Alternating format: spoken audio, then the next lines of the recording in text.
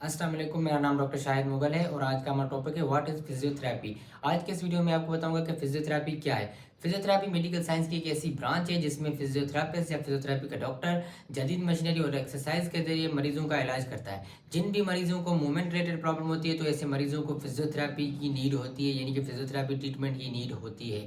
अब movement related problem कैसे कैसे होगा? जब भी मरीज को पेन होता है तो उससे जो है उसको मूवमेंट रिलेटेड प्रॉब्लम होती है। अब पेन जब भी पेशेंट को होगा तो उससे हमें देखना पड़ेगा कि पेन जो है वो केमिकल है या फिर मैकेनिकल है। जब भी आपको मैकेनिकल पेन टाइप का पेन होगा तो आपको मूवमेंट रिलेटेड प्रॉब्लम होगी, और जब आपको मूवमेंट रिलेटेड प्रॉब्लम होगी तो उसके लिए आपको फिजियोथेरेपी ट्रीटमेंट की नीड पड़ेगी। और उसमें क्या होगा कि फिजियोथेरेपी के डॉक्टर जो है या फिजियोथेरापिस्ट वो एक्सरसाइज की जरिए और कुछ मोडलिटीज़ यूज़ करके, कुछ मशीनरी यूज़ करके आपका जो है वो ट्रीटमेंट करेगा।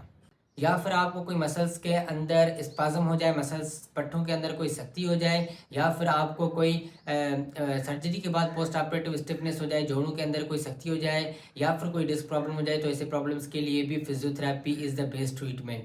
अब फॉर सपोज अगर आपको डिस्क के प्रॉब्लम हो गए, डिस्क बल्ज हो गया, तो उसमें क्या होता है कि आपकी डिस्क जो है वो उसके अंदर जो मटेरियल होता है वो प्रोट्रूड आउट हो जाता है। तो अगर आप उसके लिए सिर्फ मेडिसिन लेंगे तो उससे क्या होगा कि आपका सिम्टोमेटिक रिलीफ होगा, आपको सिर्फ पेन कम होगा, दर्द कम होगा, लेकिन ये उसका इलाज नहीं है। तो उसके लिए आपको फिजियोथेरेपी की नीड पड़ेगी। फिजियोथेरापिस्ट क्या करेगा कि वो जदीद मशीनरी और एक्सरसाइज के जरिए आपका इलाज करेगा, तो उससे क्या होगा कि आपका काज का ट्रीटमेंट होगा। तो इसके लिए वो आपका प्रॉब्लम जो है ख़त्म हो जाएगी। तो इसके लिए physiotherapy is the best treatment अगर आपको कोई डिस्क के रिलेटेड कोई प्रॉब्लम है तो।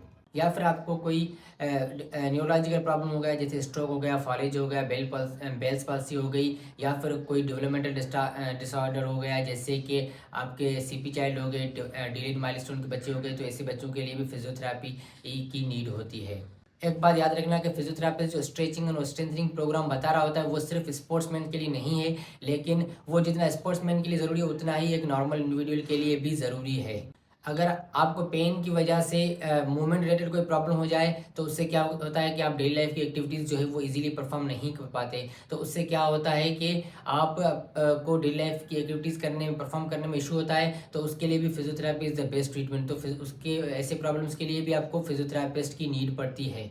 एक एग्जांपल बताता हूँ। फॉर सपोज अगर आपको नेक प्रॉब्लम है, आप ऑफिस वर्कर हैं और आपको नेक पे प्रॉब्लम रहती है, और तो वो अक्सर जो है वो मसल की स्पाज्म की वजह से होती है। तो उसके लिए क्या होगा कि अगर आप उसके लिए सिर्फ मेडिसिन लेंगे तो क्या होगा कि उसका सिर्फ पेन कम होगा, लेकिन उसके लिए उसका ये ट्रीटमेंट नहीं है। उसका ट्रीटमेंट जो है वो है फिजियोथेरापी ट्रीटमेंट। फिजियोथेरापी ट्रीटमेंट में क्या होगा कि फिजियोथेरापिस्ट जो है वो एक्सरसाइज की जरिए और मोडलिटीज़ के जरिए आपके मसल्स के अंदर जो स्टिफनेस आ गई है, जो उनके अंदर शक्ति आ गई, जो स्पाज्म आ गई, वो उसको रिलीज करेगा, उसको रिलैक्स करेगा। उसको रिलैक्स करेगा तो उससे क्या होगा कि आपके नेक के मसल जो है बैक टू नॉर्मल हो जाएंगे। तो इससे जो है वो आपका आप दर्द भी कम हो जाएगा और आपकी प्रॉब्लम सॉल्व हो जाएगी। तो ऐसी कंडीशन में भी physiotherapy is the best treatment. तो फिजियोथेरापिस्ट जो है वो आपकी रिहेबिलिटेशन करता है, यानी कि चीज़ों को बैक टू नॉर्मल की तरफ लेकर आता है।